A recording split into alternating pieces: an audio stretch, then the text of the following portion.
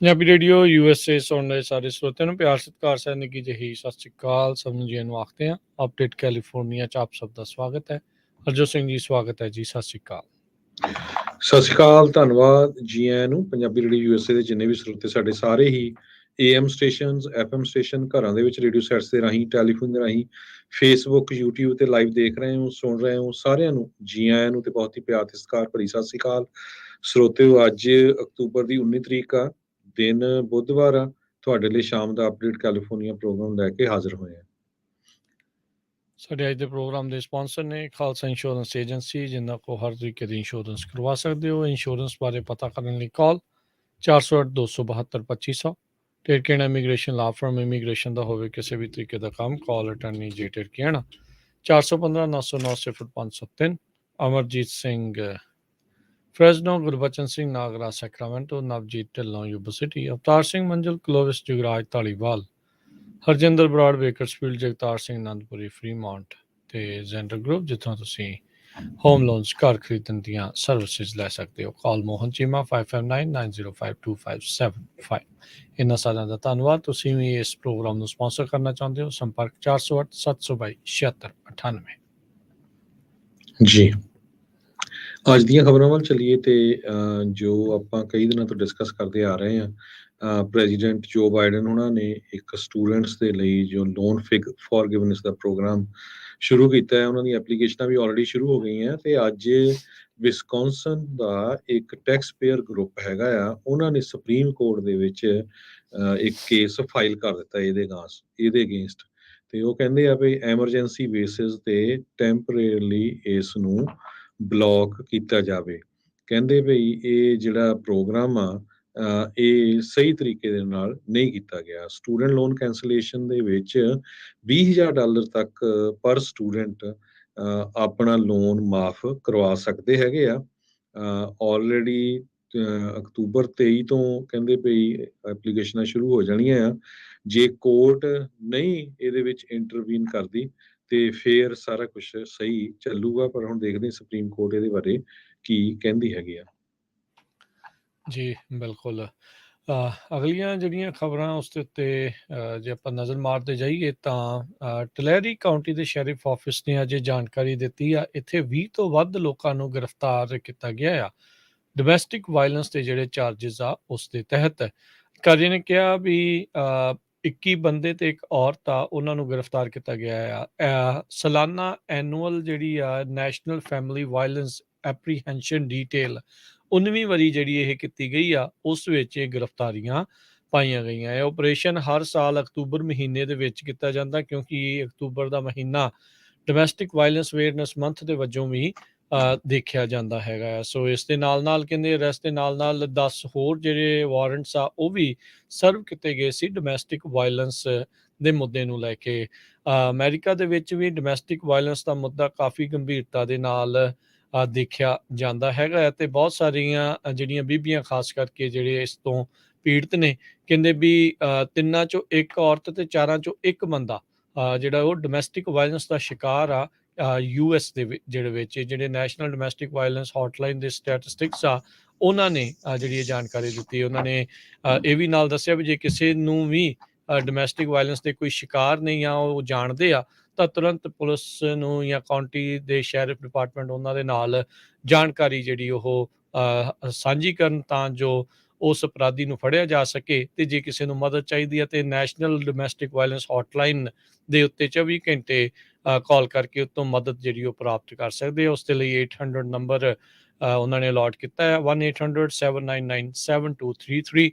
ਟਲੈਰੀ County 'ਚ ਅੱਜ 21 ਜਾਣੇ ਇਸੇ ਹੀ ਸੰਬੰਧ ਵਿੱਚ ਗ੍ਰਿਫਤਾਰ ਕੀਤੇ ਗਏ। ਅਗਲੀ ਖਬਰ ਰਸ਼ੀਆ ਤੇ ਯੂਕਰੇਨ ਦੇ ਸੰਬੰਧ ਜੋ ਲੜਾਈ ਚੱਲ ਰਹੀ ਹੈ। ਯੂਕਰੇਨ ਦੀ ਜੋ ਸਰਕਾਰ ਆ, ਉੱਥੇ ਦੇ ਪ੍ਰੈਜ਼ੀਡੈਂਟ ਜ਼ੈਲੈਂਸਕੀ ਆ, ਉਹਨਾਂ ਨੇ ਜਿੰਨੇ ਵੀ ਉਹਨਾਂ ਦੇ ਵਸਿੰਦੇ ਆ ਉਸ ਮੁਲਕ ਦੇ, ਉਹਨਾਂ ਨੂੰ ਇਹ ਕਿਹਾ ਵੀ ਆਪਣੀ ਹਰ ਇੱਕ ਚੀਜ਼ ਜੋ ਪਾਵਰ ਚਾਹੁੰਦੀ ਆ ਉਸ ਨੂੰ ਚਾਰਜ ਕਰ ਲਓ, ਚਾਹੇ ਉਹ ਤੁਹਾਡੇ ਫੋਨ ਆ, ਪਾਵਰ ਬੈਂਕਸ ਹੈਗੀਆਂ, ਟਾਰਚਸ ਆ, ਬੈਟਰੀਜ਼ ਆ, ਕਿਉਂਕਿ 30% ਯੂਕਰੇਨ ਦੇ ਪਾਵਰ ਸਟੇਸ਼ਨਸ ਪੂਰੀ ਤਰ੍ਹਾਂ ਰਸ਼ੀਆ ਦੀਆਂ ਏਅਰ ਸਟ੍ਰਾਈਕਸ ਦੇ ਨਾਲ ਡੈਮੇਜ ਹੋ ਗਏ ਹੈਗੇ ਆ। ਤੇ ਯੂਕਰੇਨੀਅਨ ਲੋਕ ਇਹ ਵੀ ਕਹਿ ਰਹੇ ਆ ਵੀ ਆਉਣ ਵਾਲੇ ਸਮੇਂ 'ਚ ਹੋਰ ਅਟੈਕ ਯੂਕਰੇਨ ਦੇ ਉੱਤੇ ਹੋ ਸਕਦੇ ਆ। ਪਿਛਲੇ 10 ਦਿਨਾਂ ਦੇ ਵਿੱਚ ਰਸ਼ੀਆ ਨੇ ਬਹੁਤ ਹੀ ਜਿਹੜਾ ਆ ਤੇਜ਼ੀ ਦੇ ਨਾਲ ਯੂਕਰੇਨ ਦੇ ਵਿੱਚ ਅਟੈਕ ਕਰਨਾ ਸ਼ੁਰੂ ਕੀਤਾ ਹੋਇਆ ਹੈ ਡਰੋਨਸ ਦੇ ਨਾਲ। ਸੋ ਇਸ ਨੂੰ ਦੇਖਦੇ ਹੋਏ ਜੋ ਯੂਕਰੇਨੀਅਨਸ ਆ ਉਹਨਾਂ ਨੇ ਕਿਹਾ ਆ ਵੀ ਹਰ ਇੱਕ ਬੰਦਾ ਜੋ ਵੀ ਆਪਣਾ ਫੋਨ ਚਾਰਜ ਕਰਨਾ ਐਵਰੀਥਿੰਗ ਉਸ ਨੂੰ ਚਾਰਜ ਕਰ ਲਵੇ, ਕਿਉਂਕਿ ਹੋਰ ਵੀ ਬਹੁਤ ਸਾਰੀ ਲੋਕਾਂ ਦੀ ਬਿਜਲੀ ਆਉਣ ਵਾਲੇ ਸਮੇਂ 'ਚ ਚਲੇ ਜਾਊਗੀ। ਇਸੇ ਸੰਬੰਧ ਵਿੱਚ ਜਿਹੜੇ ਰੂਸ ਨੇ ਬੀਤੇ ਦਿਨਾਂ 'ਚ ਡਰੋਨ ਵਰਤੇ ਸੀਗੇ, ਉਸ ਨੂੰ ਲੈ ਕੇ ਰੂਸ ਨੇ ਵੀ ਨਕਾਰਿਆ ਆ ਵੀ ਉਹਨਾਂ ਨੇ ਉਹ ਡਰੋਨਸ ਦੀ ਵਰਤੋਂ ਕੀਤੀ ਆ, ਤੇ ਉਧਰ ਈਰਾਨ ਨੇ ਅੱਜ ਉਹ ਜਿਹੜੇ ਉਹਨਾਂ ਤੇ ਦੋਸ਼ ਲਗਾਏ ਜਾ ਰਹੇ ਉਹਨਾਂ ਨੇ ਵੀ ਨਕਾਰ ਦਿੱਤਾ ਹੈਗਾ ਆ। ਤੇ ਈਰਾਨ ਨੇ ਤਾਂ ਇੱਥੋਂ ਤੱਕ ਕਿਹਾ ਵੀ ਇਸ ਜੰਗ ਦਾ ਜਿਹੜਾ ਪੀਸਫੁਲ ਰੈਜ਼ੋਲੂਸ਼ਨ ਸੋਲਿਊਸ਼ਨ ਜਿਹੜਾ ਹੈ ਸ਼ਾਂਤੀ ਦੇ ਨਾਲ ਲੱਭਣ ਦੀ ਜਿਹੜੀ ਜ਼ਰੂਰਤ ਆ। ਬੀਤੇ ਦਿਨਾਂ ਦੇ ਵਿੱਚ ਯੂਕਰੇਨ ਦੇ ਉੱਤੇ ਹਮਲਿਆਂ ਦੇ ਲਈ ਜਿਹੜੇ ਡਰੋਨ ਦੀ ਵਰਤੋਂ ਕੀਤੀ ਗਈ ਆ ਉਹਨਾਂ ਦੀਆਂ ਤਸਵੀਰਾਂ ਜਗ ਜ਼ਾਹਰ ਸਾਹਮਣੇ ਆ, ਵੀਡੀਓਜ਼ ਜਿਹੜੀਆਂ ਉਹ ਸਾਹਮਣੇ ਆ ਰਹੀਆਂ ਆ। ਪਰ ਤਹਿਰਾਨ ਤੇ ਮਾਸਕੋ ਦੋਨਾਂ ਨੇ ਹੀ ਇਸ ਨੂੰ ਨਕਾਰ ਦਿੱਤਾ ਆ। ਖਬਰਾਂ ਇਹੀ ਦੱਸੀਆਂ ਜਾ ਰਹੀਆਂ ਸੀ ਵੀ ਤਹਿਰਾਨ ਈਰਾਨ ਦੇ ਦੁਆਰਾ ਮਾਸਕੋ ਨੂੰ ਇਹ ਜਿਹੜੇ ਫਲੀਟ ਆ ਡਰੋਨਸ ਦਾ ਉਹ ਦਿੱਤਾ ਗਿਆ ਸੀਗਾ। ਸੋ ਜਿੱਦਾਂ ਤੁਸੀਂ ਦੱਸਿਆ ਵੀ ਉੱਧਰ ਹੁਣ ਹਾਲਾਤ ਯੂਕਰੇਨ 'ਚ ਰਹਿਣ ਵਾਲੇ ਲੋਕਾਂ ਦੇ ਲਈ ਮਾੜੇ ਹੋਰ ਹੋ ਸਕਦੇ ਆ, ਕਿਉਂਕਿ ਬਿਜਲੀ ਰੋਲਿੰਗ ਬਲੈਕਆਊਟਸ ਤੇ ਜਾਂ ਪੱਕੇ ਬਲੈਕਆਊਟ ਕਈ ਦਿਨਾਂ ਦੇ ਉਹ ਉੱਥੇ ਲੱਗ ਸਕਦੇ ਆ। ਸੋ ਸਥਿਤੀ ਜਿਹੜੀ ਆ ਉਹਨਾਂ ਦੇ ਲਈ ਕਾਫੀ ਗੰਭੀਰ ਹੁੰਦੀ ਜਾ ਰਹੀ ਆ। ਉਧਰ ਪੁਤਿਨ ਨੇ 4 ਇਲਾਕਿਆਂ 'ਚ ਜਿੱਥੇ ਰੈਫਰੈਂਡਮ ਕਰਾਇਆ ਸੀਗਾ ਉੱਥੇ ਮਾਰਸ਼ਲ ਲਾ ਜਿਹੜਾ ਘੋਸ਼ਿਤ ਕਰ ਦਿੱਤਾ ਹੈਗਾ ਆ, ਤੇ ਖਰਸਨ ਦੇ ਇਲਾਕੇ ਦੇ ਵਿੱਚੋਂ ਲੋਕਾਂ ਨੂੰ ਇਵੈਕੂਏਸ਼ਨ ਬਾਹਰ ਕੱਢਣਾ ਉਹਨਾਂ ਨੇ ਸ਼ੁਰੂ ਕਰ ਦਿੱਤਾ। ਇਸ਼ਾਰਾ ਇਹੀ ਕਰ ਰਿਹਾ ਆ ਵੀ ਉੱਥੇ ਵੀ ਹਮਲੇ ਜਿਹੜੇ ਉਹ ਤੇਜ਼ ਹੁਣ ਹੋਰ ਕਿਤੇ ਜਾ ਸਕਦੇ ਨੇ। ਅਗਲੀ ਖਬਰ ਆਪਣੀ ਗੋਲਡਨ ਸਟੇਟ ਕੈਲੀਫੋਰਨੀਆ ਤੋਂ ਆ ਰਹੀ ਹੈ। ਇੱਕ ਬਹੁਤ ਵੱਡਾ ਰਿਜ਼ਰਵਾਇਰ ਫਾਈਨਲ ਸਟੇਜਸ ਦੇ ਵਿੱਚ ਹੈਗਾ ਆ, ਕੈਲੀਫੋਰਨੀਆ ਦੇ ਵਿੱਚ ਬਣਨ ਜਾ ਰਿਹਾ ਆ, ਕਿਉਂਕਿ ਆਪਣੇ ਸੋਕਾ ਬਹੁਤ ਪਿਆ ਆ, ਪਾਣੀ ਦੀ ਬਹੁਤ ਜ਼ਰੂਰਤ ਆ। ਮੈਕਸਵੈਲ ਜੋ ਕਲੂਸਾ ਕਾਉਂਟੀ ਦੇ ਵਿੱਚ ਹੈਗਾ ਆ, ਕਲੂਸਾ ਕਾਉਂਟੀ ਵੈਲੀ ਦੇ ਵਿੱਚ ਕਹਿੰਦੇ ਭਈ ਇੱਕ ਏਰੀਆ ਨੈਚੁਰਲੀ ਬਹੁਤ ਵਧੀਆ ਹੈਗਾ ਆ ਇਸ ਰਿਜ਼ਰਵਾਇਰ ਨੂੰ ਬਣਾਉਣ ਦੇ ਲਈ, ਤੇ ਇਹਦੇ ਉੱਤੇ $4 ਬਿਲੀਅਨ ਖਰਚ ਹੋਊਗਾ। ਤੇ ਜੇ ਇਹ ਰਿਜ਼ਰਵਾਇਰ ਕੰਪਲੀਟ ਹੋ ਜਾਂਦਾ ਹੈਗਾ ਆ, ਇਹਦੇ ਨਾਲ 5 ਮਿਲੀਅਨ ਲੋਕਾਂ ਦੇ ਘਰਾਂ ਦੇ ਵਿੱਚ ਪਾਣੀ ਪਹੁੰਚਾਇਆ ਜਾ ਸਕਦਾ ਆ। 500,000 ਏਕੜਸ ਫਾਰਮਲੈਂਡ ਨੂੰ ਪਾਣੀ ਦਿੱਤਾ ਜਾ ਸਕਦਾ। ਤੇ ਜੇ ਆਪਾਂ ਇੱਕ ਸ਼ਹਿਰ ਦੀ ਐਗਜ਼ਾਮਪਲ ਲੈ ਲਈਏ ਸੈਨ ਫਰਾਂਸਿਸਕੋ ਦੀ, ਕਹਿੰਦੇ ਵੀ ਸੈਨ ਫਰਾਂਸਿਸਕੋ ਦਾ ਜੇ 1 ਇੰਚ ਵੀ ਦੇਖ ਲਈਏ, 1 ਇੰਚ ਬਾਈ ਇੰਚ, ਉਹ 50 ਫੁੱਟ ਡੂੰਘਾ ਪਾਣੀ ਦੇ ਵਿੱਚ ਉਸ ਹਿਸਾਬ ਦੇ ਨਾਲ ਉਸ ਸਾਈਜ਼ ਦਾ ਜਿਹੜਾ ਪਾਣੀ ਆ ਇੱਥੋਂ ਵਰਤਿਆ ਜਾ ਸਕਦਾ ਹੈਗਾ ਆ। 300 ਫੁੱਟ ਦਾ ਹੀ ਇੱਕ ਵਾਈਡ ਗੈਪ ਹੈਗਾ ਜਿਹੜਾ ਬਣਾਉਣਾ ਪੈਣਾ ਹੈਗਾ। ਨੈਚੁਰਲੀ ਆਲਰੇਡੀ ਰਿਜ਼ਰਵਾਇਰ ਲਈ ਲੋਕੇਸ਼ਨ ਬਣੀ ਹੋਈ ਹੈਗੀ ਆ। ਇਹ ਕਹਿੰਦੇ ਨੈਚੁਰਲੀ ਅਕਰਿੰਗ ਬਾਲ ਇਹ ਆਇਡੈਂਟੀਫਾਈ ਕੀਤਾ ਗਿਆ ਸੀ California department of water resources ਵੱਲੋਂ 1950 ਦੇ ਵਿੱਚ, ਤੇ ਇਹਦੇ ਤੇ ਕਿਸੇ ਨੇ ਕੰਮ ਨਹੀਂ ਕੀਤਾ। ਪਰ ਹੁਣ ਇਹਦੇ ਤੇ ਜੋ ਸਟੇਟ ਆਫ ਕੈਲੀਫੋਰਨੀਆ ਆ ਬੜੀ ਅਗਰੈਸਿਵਲੀ ਕੰਮ ਕਰਨ ਜਾ ਰਹੀ ਆ। ਜਦੋਂ ਹੀ ਇਹ ਰਿਜ਼ਰਵਾਇਰ ਕੰਪਲੀਟ ਹੁੰਦਾ ਹੈ ਤਾਂ ਇਹ ਤੋਂ ਕਹਿੰਦੇ 180 ਮੀਲ ਲੰਮੀ ਕਨਾਲਸ ਜਿਹੜੀਆਂ ਆ, ਨਹਿਰਾਂ ਆ, ਉਹ ਵੱਖ-ਵੱਖ ਜਗ੍ਹਾ ਦੇ ਉੱਤੇ ਜਾਣਗੀਆਂ, ਜਿਨ੍ਹਾਂ ਦੇ ਰਾਹੀਂ ਪਾਣੀ ਆ ਘਰਾਂ ਦੇ ਵਿੱਚ ਜਾਂ ਖੇਤਾਂ ਦੇ ਵਿੱਚ ਪਹੁੰਚਾਇਆ ਜਾਊਗਾ। ਜੀ, ਇਸ ਦੀ ਬਹੁਤ ਜਿਹੜੀ ਜ਼ਰੂਰਤ ਆ, ਲੰਮੇ ਚਿਰ ਤੋਂ ਇਸ ਦੀ ਮੰਗ ਜਿਹੜੀ ਉਹ ਚੱਲ ਰਹੀ ਆ। ਇਹ ਵੀ ਦੱਸਦੇ ਜਾਈਏ ਵੀ ਇੰਨੀ ਜਲਦੀ ਨਹੀਂ ਹੋਣਾ, ਇਹਦੀ ਕੰਸਟਰਕਸ਼ਨ 2025 ਚ ਸ਼ੁਰੂ ਹੋਣੀ ਆ ਤੇ ਕੰਪਲੀਟ ਹੋਊਗੀ 2031 ਚ। ਇਹ ਵੀ ਉਸ ਤੋਂ ਪਹਿਲਾਂ ਜੇ ਇਨਵਾਇਰਮੈਂਟਲ ਜਿਹੜੀਆਂ ਆ ਉਹ ਵੀ ਕਈ ਰੈਗੂਲੇਸ਼ਨਸ ਉਹਨਾਂ ਨੂੰ ਵੀ ਪਾਸ ਜਿਹੜਾ ਉਹ ਕਰਨਾ ਪਊਗਾ, ਸਟੱਡੀਜ਼ ਵਗੈਰਾ ਜਿਹੜੀਆਂ ਉਹ ਹੋਣਗੀਆਂ। ਪਰ ਇਹੋ ਜਿਹੇ ਮੌਕਿਆਂ ਦੇ ਉੱਤੇ ਲੱਗਦਾ ਇਹਨਾਂ ਦੀਆਂ ਚੀਜ਼ਾਂ ਨੂੰ ਥੋੜ੍ਹਾ ਜਿਹਾ ਸਾਈਡ ਤੇ ਰੱਖ ਕੇ ਪਾਣੀ ਨੂੰ ਇਕੱਤਰ ਕਰਨ ਦੇ ਲਈ ਜਿਹੜਾ ਉਹ ਚੱਲਣਾ ਚਾਹੀਦਾ। ਸੋ ਇਸੇ ਦੇ ਵਿੱਚ ਹੀ ਮੈਂ ਦੱਸਦਾ ਚਾਹਾਂ ਵੀ ਇਹਨਾਂ ਪਾਣੀ ਦੀ ਹੀ ਮਿਸਮੈਨੇਜਮੈਂਟ ਨੂੰ ਜਿਹੜਾ ਉਹ ਲੈ ਕੇ ਜਿਹੜਾ ਆ ਹਰਜੋਤ ਸਿੰਘ ਜੀ ਕਿਸਾਨ ਜਿਹੜੇ ਆ ਉਹ ਧਰਨੇ ਦੇ ਉੱਤੇ ਜਾ ਰਹੇ ਆ, ਪ੍ਰੋਟੈਸਟ ਕਰਨ ਦੇ ਲਈ ਕੈਪੀਟਲ ਦੇ ਵਿੱਚ ਸੈਕਰਾਮੈਂਟੋ ਦੇ ਵਿੱਚ ਜਾ ਰਹੇ ਨੇ।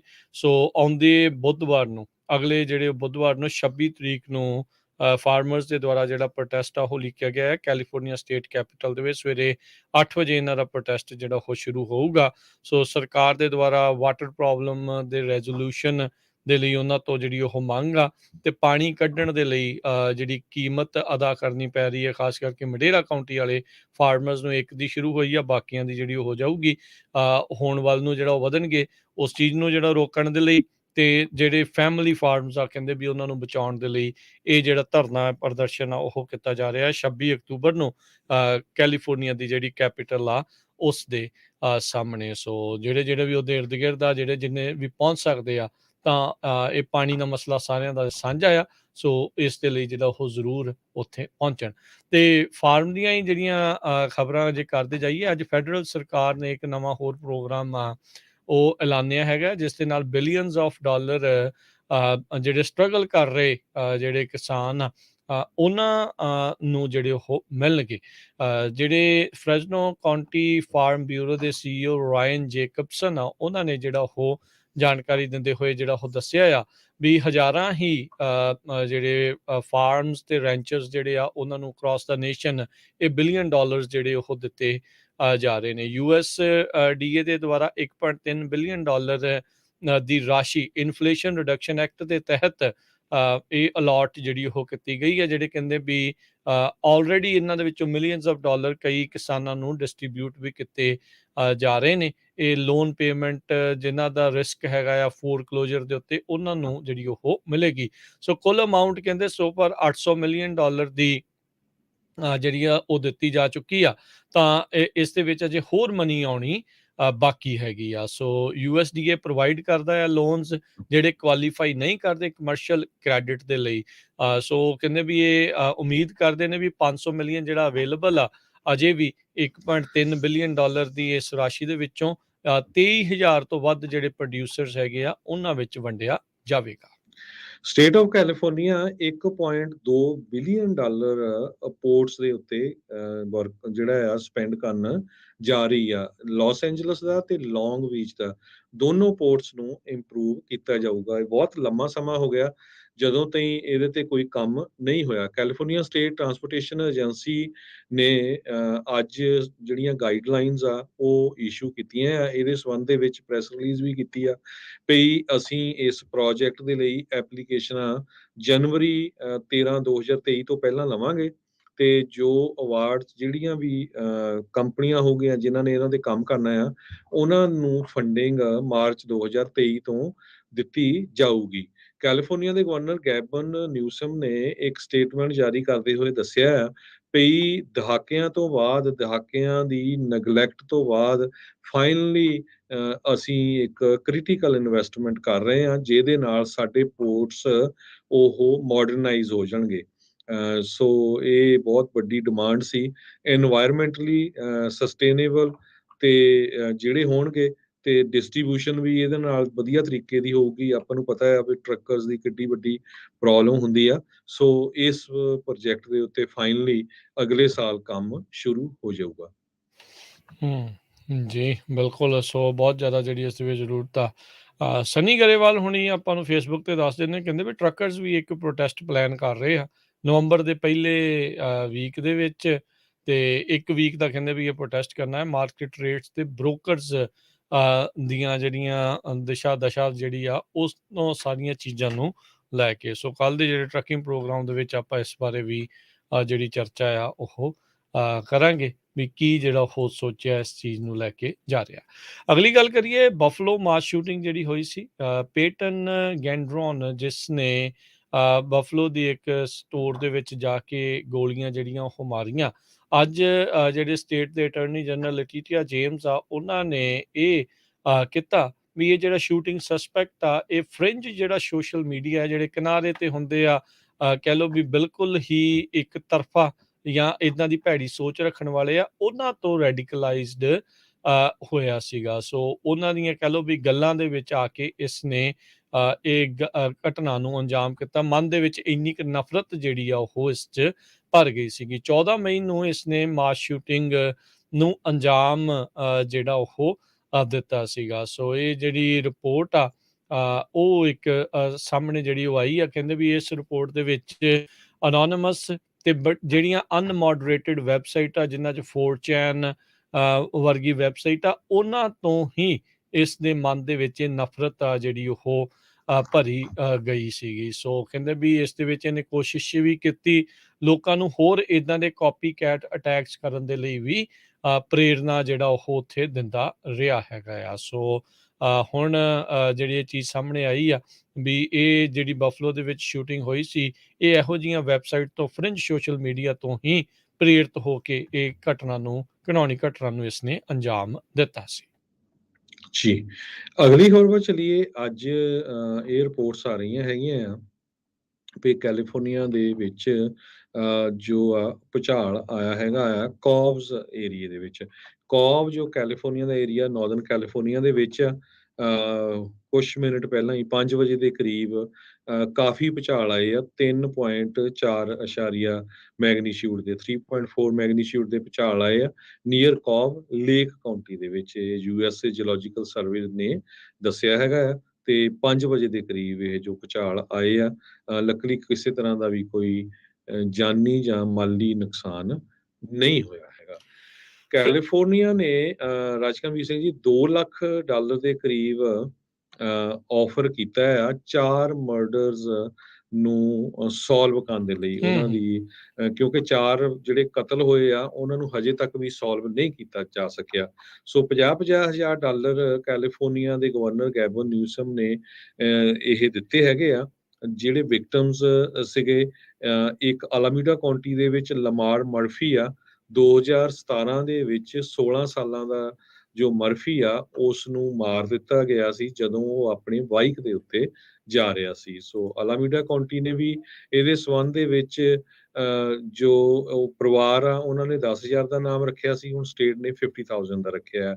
ਇਸੇ ਤਰ੍ਹਾਂ ਬੇਕਰਸਫੀਲਡ ਦੇ ਵਿੱਚ ਜੈਸਕਾ ਮਾਰਟੀਨਸ 1990 ਦੇ ਵਿੱਚ 4 ਸਾਲਾਂ ਦੀ ਇਹ ਬੱਚੀ ਬਾਹਰ ਖੇਲਦੀ ਸੀ ਆਪਣੀ ਅਪਾਰਟਮੈਂਟ ਕੰਪਲੈਕਸ ਦੇ ਬਾਹਰ, ਜਦੋਂ ਉਹ ਡਿਸਅਪੀਅਰ ਹੋ ਗਈ ਤੇ ਉਸ ਤੋਂ ਬਾਅਦ ਉਹਦਾ ਜਿਹੜੀ ਬੋਡੀ ਆ 10 ਮੀਲ ਦੂਰ ਘਰ ਦੇ ਲਾਗੇ ਮਿਲੀ ਆ।